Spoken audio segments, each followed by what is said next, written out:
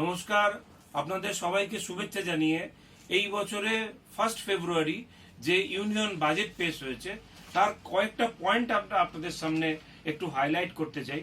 First and foremost important point of this budget 2025-26 এই বাজেটে যে 12 লক্ষ টাকা পর্যন্ত ইনকাম ট্যাক্স এক্সেম্পটেড করে দেওয়া হয়েছে।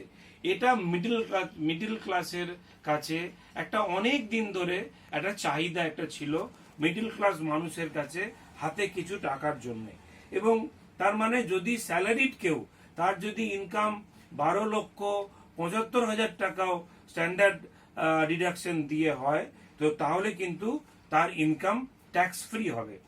আমরা এরপরে স্ক্রিনে নিউ রেজিমের যে নিউ স্ল্যাব আছে সেই স্ল্যাবটা কিন্তু আপনাদেরকে দিয়ে দেবো, যেখানে দেখা যাচ্ছে যে প্রায় সমস্ত স্ল্যাবই যাদের রোজগার আছে তাদের কিন্তু হাতে বেশ কিছু টাকা এক্সেস থাকবে। সেই টাকা তারা কনজামশন করতে পারেন, সেভিংস করতে পারেন। ক্যাপিটাল গেইনসে কিন্তু কোনো রকম চেঞ্জ করা হয়নি। তো নিউ ট্যাক্স স্ল্যাব যথারীতি মিডল ক্লাস মানুষকে কিছুটা বেনিফিট দেবে। 2 নম্বর পয়েন্ট আমরা আলোচনা করতে পারি যে ফিনান্স মিনিস্টার এই প্রথম অ্যানাউন্স করেছেন যে আগামী 7 দিনের মধ্যে তিনি একটা ইনকাম ট্যাক্স বিল নিয়ে আসবেন, যেটা ইনকাম ট্যাক্সের যে অনেক রকম ক্লজ সেকশন বেশ কিছু লিটিগেশনস এর জায়গা আছে। উনি কথা দিয়েছেন যে ইনকাম ট্যাক্সের বিলটা যে এক্সিস্টিং ইনকাম ট্যাক্স রুল বুক যা আছে তার থেকে হাফ হবে, অর্ধেক হবে, মানে অনেক জায়গাতেই ব্যাপারটা সিম্পলিফাইড হবে, এইটা উনি কথা দিয়েছেন। 3 নম্বর একটা অত্যন্ত গুরুত্বপূর্ণ পয়েন্ট যেটা আমার আপনার প্রত্যেকের বাড়িতেই ইনভলভ, সিনিয়র সিটিজেন মানুষদের ₹1 লক্ষ টাকা ইন্টারেস্ট পর্যন্ত কোনো টিডিএস কাটা হবে না এবং ₹6 লাখ এর রেন্ট পর্যন্ত কোনো টিডিএস কাটা হবে না।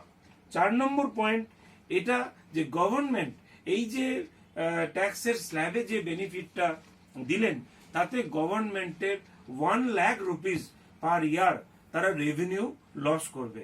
তার মানে এই 1 লাখ রুপিস কিন্তু সাধারণ মানুষের কাছে, মধ্যবিত্ত যারা নিম্ন মধ্যবিত্ত বা মধ্যবিত্ত ইনকাম গ্রুপের কাছে, তাদের কাছে এই টাকাটা কিন্তু সারপ্লাস থাকবে, যেটা দিয়ে তারা কনজামশন করতে পারেন, তারা সেভিংসও করতে পারেন।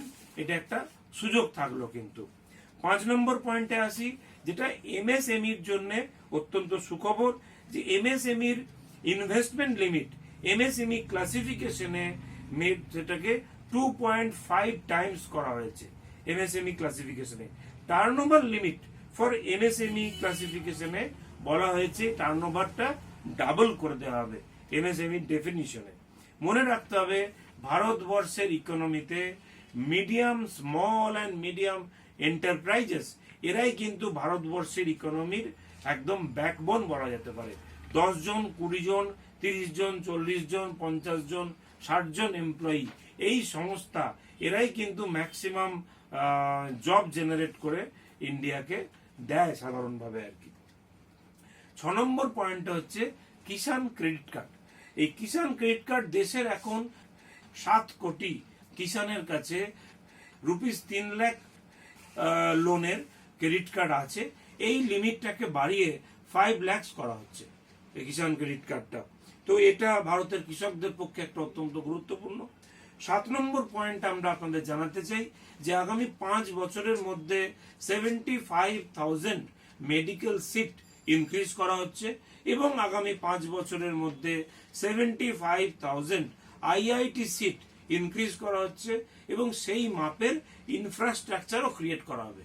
আমরা জানি যে আইআইটি বা দেশের সমস্ত যে মেডিকেল কলেজগুলো তাদের ইনফ্রাস্ট্রাকচার কি লেভেলের হয়, তো তাদের সেই ইনফ্রাস্ট্রাকচারও ক্রিয়েট করে দেওয়া হবে আগামী 5 বছরের জন্য। 8 নম্বর পয়েন্ট হচ্ছে government ₹1 lakh crore urban challenge fund create করছে। তার মানে দেশের সমস্ত টায়ার 2, টায়ার 3 সিটি, সেসব সিটিতে যে সমস্ত মানে গভর্নমেন্টের বক্তব্য হচ্ছে যে টায়ার 2, টায়ার 3 সিটিগুলোকে গ্রোথ হাবে কনভার্ট করা হবে, যেখানে যাতে জব জেনারেট হয় আর কি। 9 নম্বর পয়েন্ট ইন্স্যুরেন্সের ফরেন ডাইরেক্ট ইনভেস্টমেন্ট সেটা 74%, থেকে বাড়িয়ে 100% করে দেওয়া হলো। 10 নম্বর পয়েন্ট খুব ইম্পর্টেন্ট, আমরা একটু তাড়াতাড়ির মধ্যেই আজকের ভিডিওটা শেষ করার চেষ্টা করব। সেটা হচ্ছে রেলে বাজেটারি অ্যালোকেশন দেওয়া হয়েছে 2.64 লাখ crore রুপিস, এবং আমরা বাজেটের পরেই রেল মিনিস্টারের ইন্টারভিউ শুনেছি, ডিটেলের মধ্যে যাচ্ছি না, কিন্তু তিনি বলেছেন যে গত বছরে রেল 1000 ফ্লাইওভার এবং আন্ডারপাস তৈরি করেছিল, এবছরও 1000 ফ্লাইওভার আন্ডারপাস তৈরি করবে, 200 বন্দে ভারত ট্রেন রেডি করবে, এবং অন্যান্য অমৃত ভারত বা যে সমস্ত আধুনিক ট্রেনগুলো সেগুলো করবে। এবং আমরা রেল মিনিস্টারের শুনেছি যে এই বছরের খেয়াল করা হবে যে লাইনগুলো আপগ্রেডেশনের দিকে, যে সমস্ত এক্সিস্টিং লাইন আছে তাদের আপগ্রেডেশনের দিকে নজর দেওয়া হবে। এবং তাকে বলতে শুনেছি যে কবচ যেটা হচ্ছে রেলের সিকিউরিটির জন্য, সেই কবচে বেশ কিছু টাকা খরচ করা হবে। লাস্ট, আজকের দিনের জন্য last but not the least, সেটা হচ্ছে গভর্নমেন্ট ইনফ্রাস্ট্রাকচার স্পেন্ডিং করবে 10.82 লাখ crore, যেটা প্রাথমিকভাবে মার্কেটে একটা নেগেটিভ ইম্প্যাক্ট দিয়েছিল যে গত বছরে বাজেটারি অ্যালোকেশন ছিল 11 লাখ crore, তাহলে এবছর সেটা একটু কমিয়ে দেওয়া হলো বোধহয়। কিন্তু মনে রাখতে হবে যে গত বছরের 11 লাখ crore এই বছরের 31 মার্চ পর্যন্ত গভর্নমেন্ট কিন্তু পৌঁছতেই পারবে না। এই গভর্নমেন্ট এখনো অব্দি টার্গেট রেখেছে